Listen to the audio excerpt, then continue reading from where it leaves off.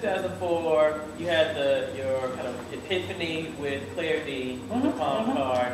You have had a track record as a blogger and have gotten lots of hits and links and people who are now reading j-notes.com. So what kind of impact did that then have on the way that you think about your photography and your creative process? Does that make sense? James.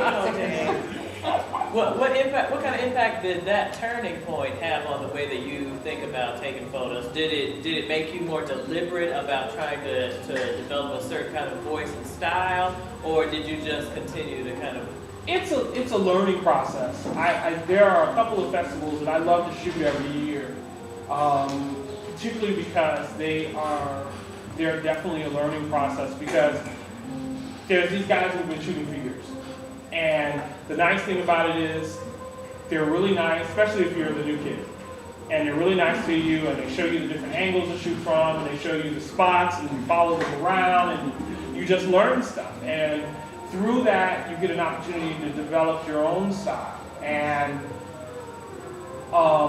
one of the challenges, and I look at a lot of photography books. I'm constantly buying photography books and looking and going, wow, that's really nice. One book that really kind of inspired me greatly was William Claxton's Jazz Life.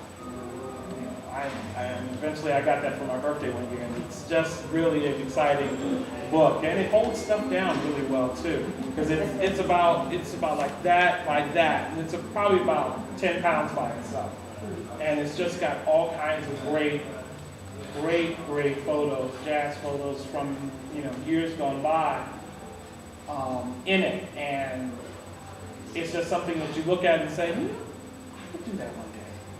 So that's what developing a style. That's something I'm still developing. So there's certain things that I do in the work. I think one of the things that I'm trying to do is, it's an interesting thing when you've had the opportunity to write about the music and then you get to photograph the artist, and even getting to know the artist, it changes your perspective. I mean, you go in to something and you're like, you meet the artist and you lose these. In the beginning, when you met an artist, it's like, oh my God, that's, and now it's like, hi, how are you? And you're a lot more calm about it, except when I met Diane Reeves. And I'm still jumping up and down. But you get to be a lot more calm about it because you have the opportunity to start talking to artists, and you start to understand some of the day-to-day things that they go through. And you also understand that they're just, just like we go to work every day, they go to work every day too. They're out doing a gig, they're out doing their concerts, and they're trying to, be the best that they can be so they can bring home a paycheck at the end of the night as well. So you lose some of the aha and the really exciting. I mean, it's still very exciting, don't get me wrong, but you lose some of those, oh my God, moments. And now you're more, I think it helps you a great deal too, because you become more sensitive to the artist. And I think in being more sensitive to the artist, it helps you to look at them differently and through the lens, and you're kind of going, okay, this is what I want to capture about them. And my challenge to myself is moving in closer. Now I see photos where, you can see their tonsils. I don't want to get that close, but I want to use my lens to move in closer and to capture those moments, even more intense moments. So I'm really intrigued by this notion of getting rid of the starry-eyedness around the jazz performers or performers in general, and being able to kind of connect with them as a person. Have you witnessed any particularly poignant moments or had any interesting connections with jazz artists that come to mind? I think, when was it? When I was in New York in 2006, and I got a chance to hang out with Andy Bay outside of just, being in a concert. We went to dinner, and just hung out, had dinner, talked, and walked around, shopped a little bit, and it was just great.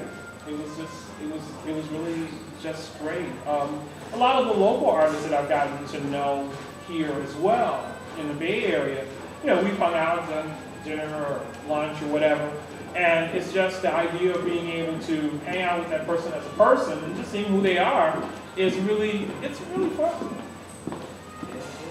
I'll remember that.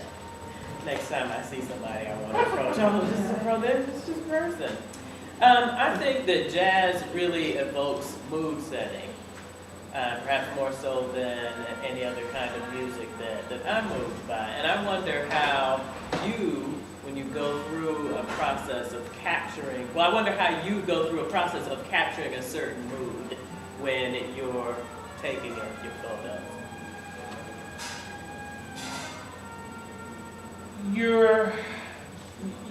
What you want to capture, what I want to capture is that intimacy. And I think that jazz in itself is just very, very intimate, very romantic. And so in the photos that I do, I'm trying to capture that intimacy of the music and that romanticism and just the beauty of the music itself. What should folks expect to see when they take a look at this particular collection of photography capturing the moment? Bunch of photos on the wall. Aside Mr. Knox. I think that the biggest thing that it was really exciting. Last year I did an exhibit at the San Francisco Public Library, and it was really cool doing that because it was my very first exhibit. I didn't know what to expect, and it just really turned out great. Here, I had to do a lot more do-it-yourself. But fortunately, the library had set up a lot of things so well that they packed everything up really nicely, and I kept them guarded at home and didn't spill soda on them or anything like that. And so with this exhibit, I mounted all of the work myself. And it was a challenge because they said, you got the whole wall to work with, and what do whatever you want to do. So it's like having a blank canvas and being able to just go in and, put it in there any way that you want. But after I got done, it was like, wow, look at this stuff. It looks really good, So it was, I think that for me, the exhibit speaks a lot to growth. It says how I've grown as a photographer. It shows how how did I look at things, how did I look at it in 2003 versus how do I look at it in 2007. So it's definitely about growth. It shows me where I come from, it shows me where I want to go. And I think I'm really very pleased with it.